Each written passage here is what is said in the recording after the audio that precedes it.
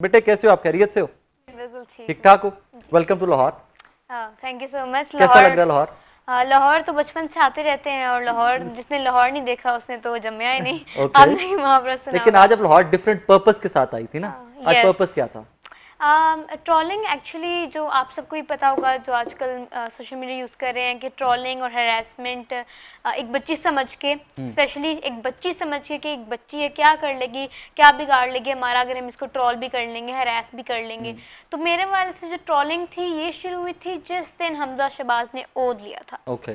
जिस दिन उसने ओद लिया है तो जो सारे फर्स्ट पुलिस उन्होंने अपना असल चेहरा दिखाया और मेरे फादर को जेल में बंद कर दिया। यस आई रिमेंबर दैट, बिल्कुल आई रिमेंबर। वो इश्यू एक हुआ। उसके बाद से हल्की हल्की ट्रोलिंग, कभी बैड कमेंट्स से तो चलते रहते हैं।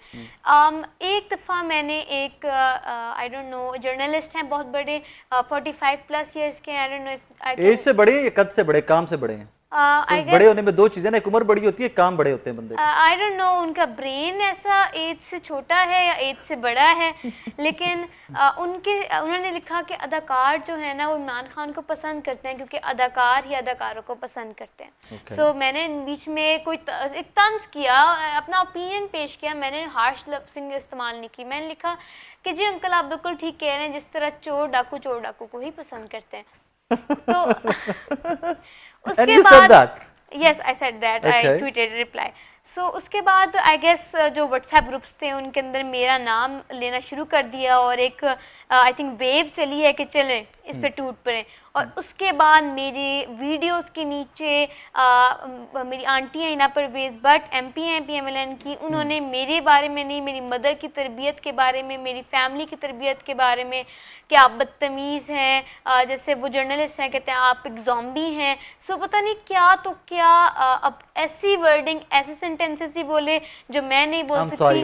I'm sorry कि ये सब कुछ इस मुल्क में हो रहा है। तो मेरे तो पेरेंट्स ने बोला अब आप कमेंट्स नहीं देख सकते, आप ट्विटर नहीं खोल सकती, क्योंकि पहले तो मैं माइनर हूँ, मैं ट्विटर यूज भी नहीं करती। जो मेरे व्यूज होते हैं मैं बताती हूँ, वो मेरी मदर करती हैं, वो हैंडल करती हैं। और जो वीडियो सारी होती है वो भी वो ट्वीट कर रही होती है। जी मैं वीडियो बनाती हूँ, वो ट्वीट कर देती हैं, वो कमेंट्स देख लेती हैं, कोई अच्छा लगता है मुझे दिखा देती हैं। As a minor I don't use Twitter, लेकिन एक बच्चा समझ के उसकी फैमिली को जाके बहुत से लोगों ने मैंने देखा है कि जाओ इसकी माँ बहन एक कर दो।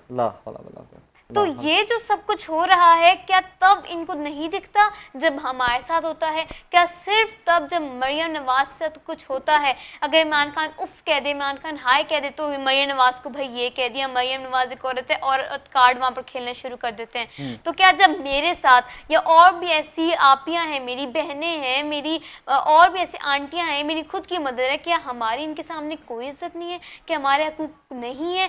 वो अदालतें जो रात 12 बजे खुल के 2-3 खानदानों के लिए फैसला देती हैं, क्या वो अदालतें हमारे लिए नहीं खुल सकती, हमारी इज्जत के लिए नहीं खुल सकती? फेयर इनफ, जस्टिफाइड आर्गुमेंट है। शरबानो बेटे, जो हुआ मरियम आंटी के साथ लंदन में, ठीक हुआ?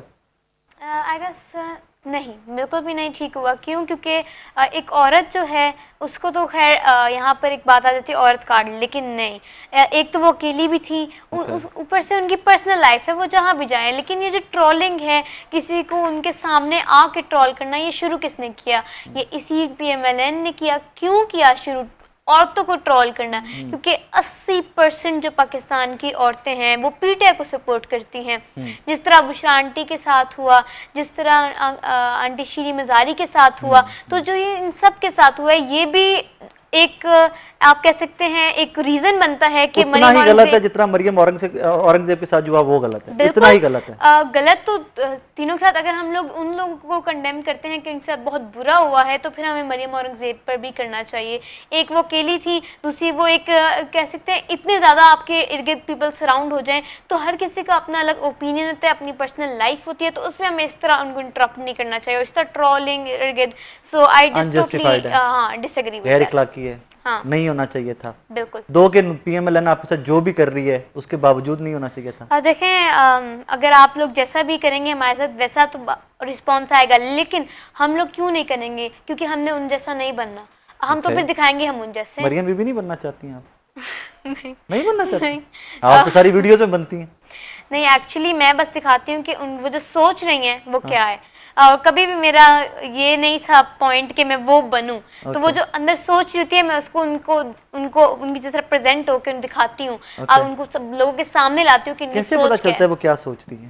देखिए जब वो ज्यादा दुपट्टा सीधा करती है ना ऐसे तो पता चल जाता है कि वो झूठ बोल रही है। अगर ये लोगों के साथ के हमें कुछ इमदाद कर खान दो। साहब भी सऊदीया गए थे, दुबई गए लेकिन थे, इस तरह की हरकत चाइना उन्होंने गए नहीं की थे, थी वहाँ इसीलिए एंकर से गए तो थे। उन्होंने नहीं ऐसे तो मांगे नहीं थे, वो किया था एंकर से उन्होंने मांगे भाई। थे हमें पैसे अब दे कम दो। से कम इमरान एंकर खान से साहब मांग रहे से थे? तो जी ज़्यादा एंकर है। कहती है मैं तो एक एंकर हूँ, तो वो कहते हैं आप अपने न्यूज चैनल के जरिए बोले ना कि पाकिस्तान हाँ को जी, क्या आप किया अपने जाए। कैमरे से ब्लूमबर्ग वाला, लोगों को। ब्लूमबर्ग वाला जो है कैमरे के जरिए इस दिखा। हुकूमत के आने की हेल वजह ही थी कि NRO 2 मिल गया। वो जो सारे केसेस जिन्होंने लड़ाई में एक दूसरे के ऊपर किए थे ना वो अब सारे इनके वो हो तो चुके इसके माफ बाद ये हो दोबारा चुके। लड़ पड़ेंगे सारे आपस में। अब देखिए अब इंशाल्लाह जब हुकूमत तो- जाएगी ये तो तो depend फिर करता है लड़ेंगे, जिनको लाया है उनके फिर ऊपर। केसेस होंगे, फिर एक नई आएगी, फिर NRO 3 आएगा। हाँ। तो इसी तरह हुकूमतें तो बेटे चलेंगी। ऐसे ही चलता रहेगा क्या?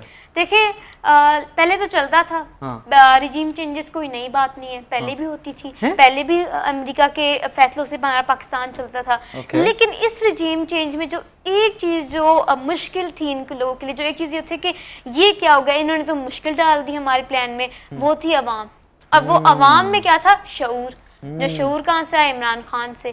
अब जब इमरान खान ने जो शऊर हमें डाल दिया कि कैसे ये होता है रिजीम चेंजेस, कैसे होती है, कैसे हमारे मुल्क का पैसा खाते हैं, तो उससे इन लोगों को ये तकलीफ हुई कि अवाम के अंदर चले शऊर आ गए और अब हमें ये बनने नहीं देंगे। तो इस टाइम मुझे जैसे बच्चों को भी टारगेट करें कि इनके बच्चे आगे आए, हम क्यों आगे आए? किसी जेनेटर का, किसी माली का बच्चा क्यों आ गया है? अगर उसकी शऊर आ गया, क्यों मैं पॉलिटिक्स के बारे में बात नहीं कर सकती? क्या मेरा पाकिस्तान नहीं है? मेरे जो पेरेंट्स हैं वो टैक्स पेयर हैं कि मैं अपने पाकिस्तान के हवाले से या उसकी पॉलिटिक्स के हवाले से क्यों नहीं बात कर सकती? क्यों? क्योंकि इन खानदान के बच्चों ने, चाहे वो पढ़े लिखे हैं नहीं है, उन्होंने वो वज़ीर आज़म बन सकते हैं, मैं अपने पाकिस्तान की पॉलिटिक्स के बारे में नहीं बात कर सकती। अच्छा नाज़रीन मानो कि उतना टाइम मिला है खान साहब उतना टफ टाइम दे सके हैं एस्टेब्लिशमेंट को और तमाम मुख्तदिर हल्कों को जितना मियाँ साहब ने दिया था? देखें उनके पास पावर थी, इमरान खान के पास पावर नहीं थी, लेकिन अब वो दे सकते कैसे हैं। जरा थोड़ा इसको एलाबोरेट करें मेरे लिए प्लीज। देखें इस तरह के जो नवाज शरीफ लोग हैं उन्होंने जब से स्टार्ट किए उन्होंने करप्शन और लोगों की इस तरह बातें अपने राज रखे हैं कि लोग उनके सामने झुक जाते थे। अच्छा ब्लैकमेलिंग टूल्स उनके पास थे? हाँ ओके एग्जैक्टली। तो फिर इसके लिए उनके अदारों के ऊपर था कि वो अदारों के ऊपर उनके ऊपर पावर थी उनकी। लेकिन इमरान खान की पावर नहीं लाई, हम अवाम लाए हैं। और अब भी इंशाल्लाह जब इमरान खान आएंगे तो यह हुकूमत इमरान खान नहीं चलाएगा, हम चलाएंगे। हैं? शहरबानो बिल्कुल। चलाएगी? इस वक्त the youngest prime minister?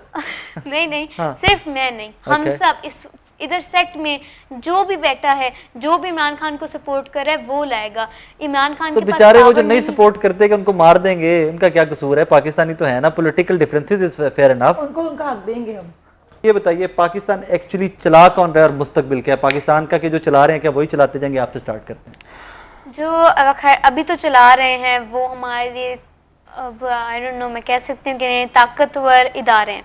Okay. और उनसे भी मैं यही रिक्वेस्ट कर रही हूँ कि इस वक्त जो पाकिस्तानी हैं, आप जो भी करते हैं, जिस तरह आप इसाक डार को ले आए दिखा रहे हैं कि हम कितने पावरफुल हैं और हम पाकिस्तानी अवाम कितने लाचार हैं कि हम कुछ भी नहीं कर सकते। अब वो वहाँ से चाहे मरियम नवाज जो एक मुजरिमा है, एक सर्टिफाइड मुजरिमा है, उनको अब कोई पता नहीं है, कोई सीट दे दें और हम कुछ नहीं कर पाएंगे। एक बात मैं अपने ताकतवर हल्क को, अपने ताकतवर इदारों से कह दूं, अब जो भी कर रहे हैं आप अवाम को और ज़्यादा इंटेंस और ज़्यादा हेजिटेट और ज़्यादा बेचैन बना रहे हैं हमें, और हम अब जिद में आ जाएंगे कि हम इमरान खान को वापस लाना ही लाना है।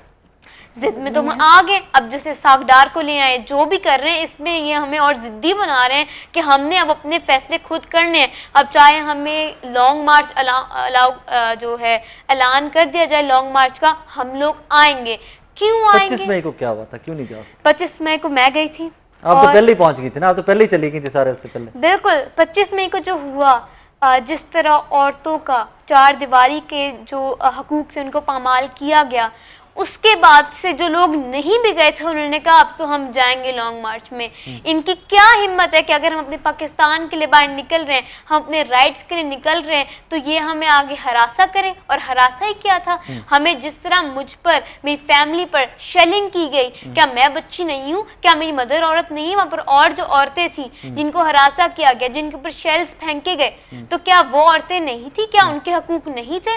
तो इंशाल्लाह अब हमारी जिद बन चुकी है कि हम इमरान खान को लाएं और इनको उतारें। अब हम उतारेंगे। Closing comment